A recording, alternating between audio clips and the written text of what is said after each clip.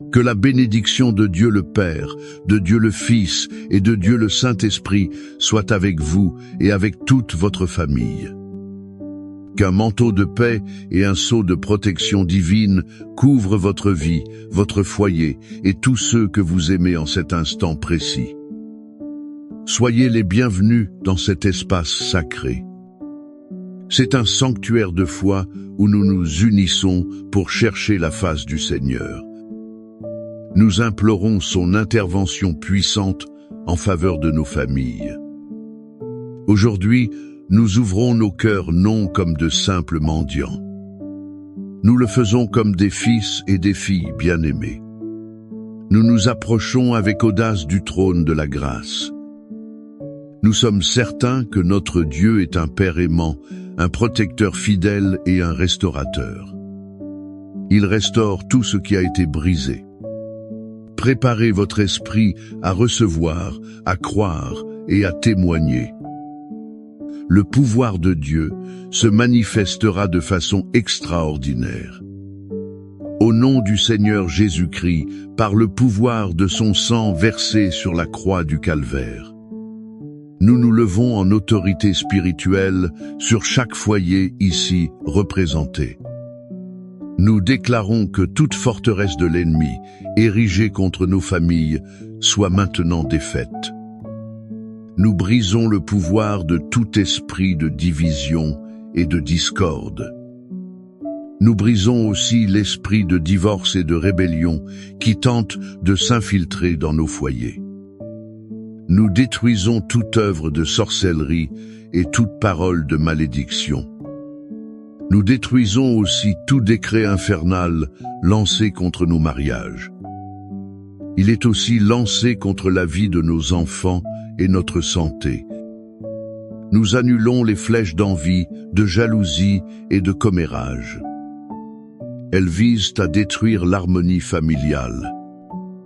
Nous proclamons que le sang de Jésus est notre protection. Nous ordonnons que tout agent des ténèbres qui milite contre l'unité familiale recule maintenant. Qu'il soit jeté aux pieds de la croix du Christ. Nous déclarons que nos maisons ne sont pas des lieux d'obscurité. Elles sont un territoire saint, consacré au Seigneur. Nous déclarons que nos fils et nos filles sont l'héritage du Seigneur.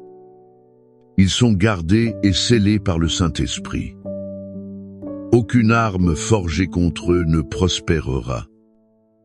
La victoire que nous avons en Christ Jésus est notre réalité. C'est vrai aujourd'hui et pour toujours. Maintenant, je vous invite à calmer votre cœur. Plongez dans les profondeurs de l'amour de Dieu. Cela se fera à travers l'une des histoires les plus touchantes de toute l'Écriture. C'est l'histoire que nous trouvons dans Luc, chapitre 15. Elle est connue comme la parabole du fils prodigue.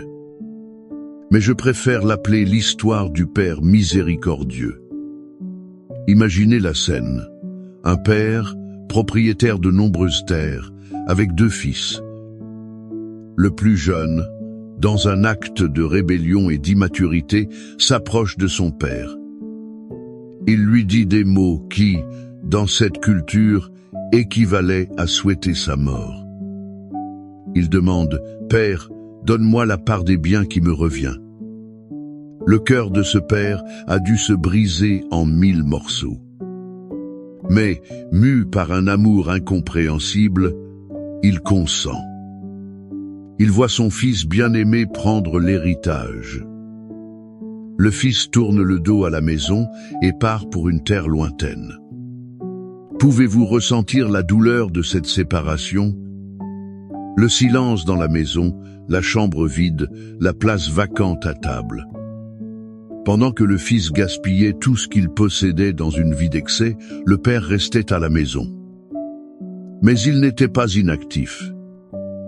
La Bible nous fait comprendre que chaque jour, ce père montait au point le plus haut de sa propriété. Il regardait la route, le cœur serré de nostalgie.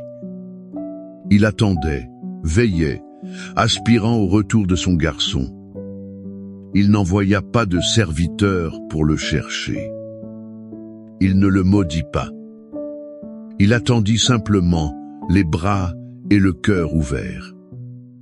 Quand le fils, brisé, affamé et repentant, décide enfin de revenir. Le texte dit, comme il était encore loin, son père le vit.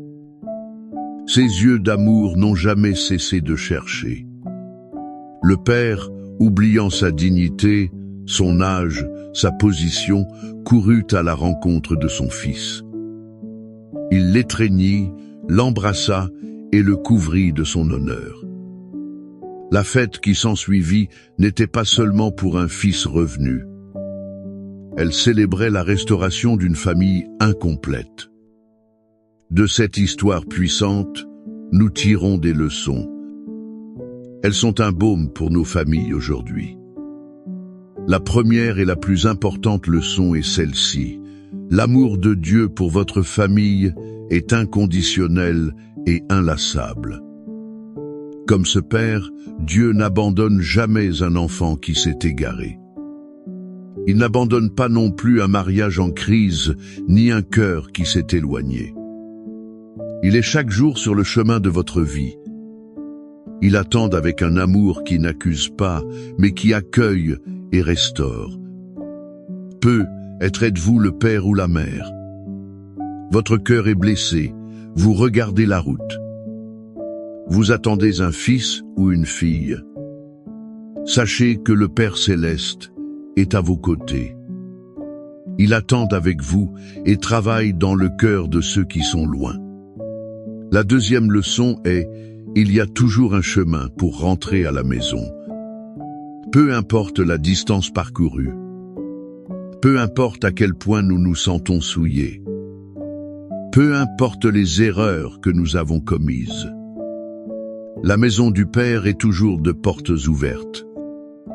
Le repentir sincère du Fils fut le premier pas. Mais ce fut la course du Père qui scella la réconciliation. Dans nos familles, nous devons être les premiers à courir. Nous devons offrir le pardon avant même qu'il ne soit demandé.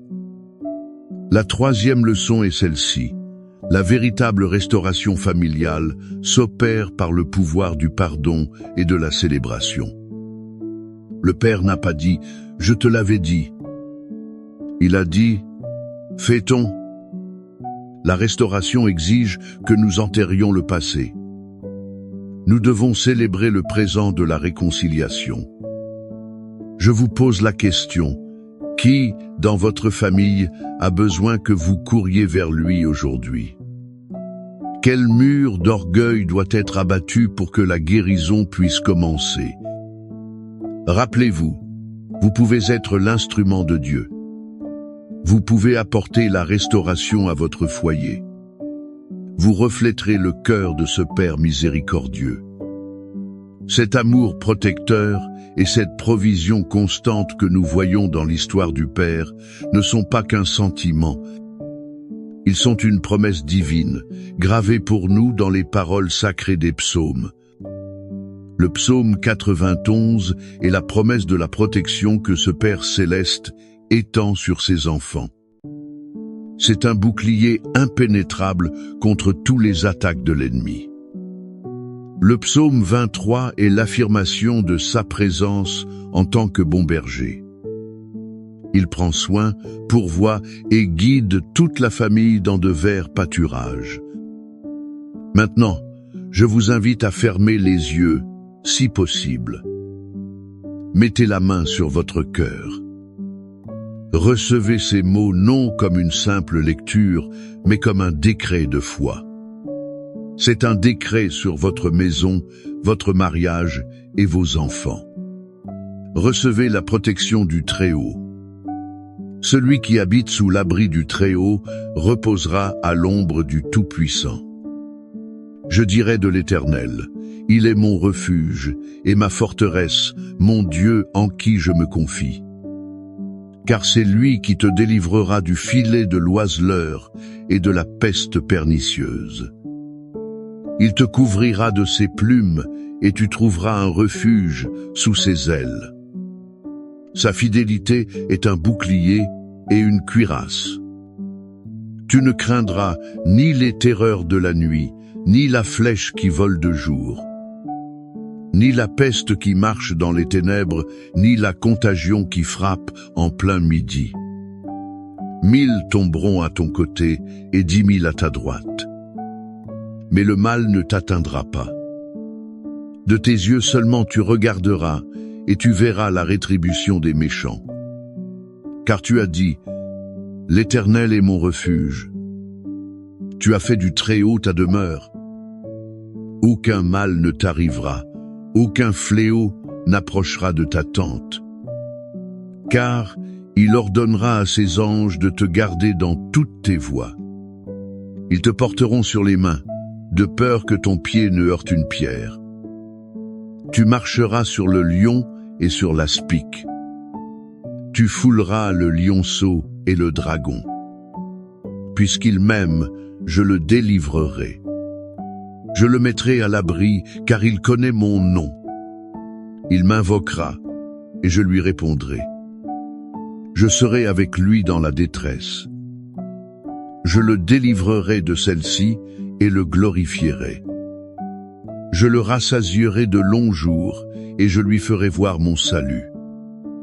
Père bien-aimé, au nom de Jésus, nous nous présentons devant toi. Nous unissons notre foi comme une seule famille. Nous te remercions pour ton amour de Père. Il nous attend, nous accueille et nous restaure.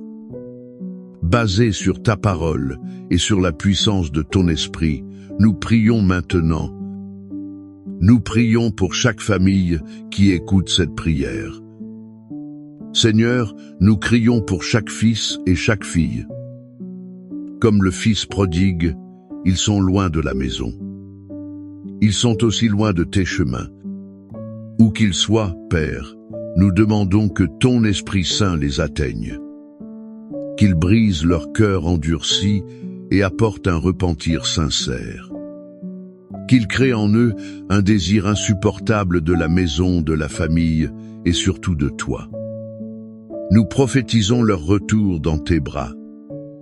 Nous prions pour les mariages en crise. Nous prions pour les épouses et les maris qui se sentent seuls et incompris. Seigneur, déverse ton baume de guérison sur les blessures. Restaure la communication, le respect, l'unité et l'amour. Brise tout joug d'adultère, de froideur et d'amertume. Nous déclarons que ce que Dieu a uni, l'homme ne le sépare pas. Nous demandons la réconciliation entre parents et enfants. Nous la demandons aussi entre frères, là où il y a des rancunes et un manque de pardon. Que ton amour soit le lien parfait. Qu'il unisse les cœurs en paix. Conformément à ta promesse du psaume 23, nous déclarons que tu es le berger de chaque famille. Rien ne leur manquera. Ouvre les portes de la provision financière. Pourvois à chaque besoin, du pain sur la table au paiement des dettes. Que ta bénédiction qui enrichit et n'ajoute pas de douleur. Qu'elle soit sur les finances de chaque foyer. Et maintenant, nous prions pour la guérison physique et émotionnelle.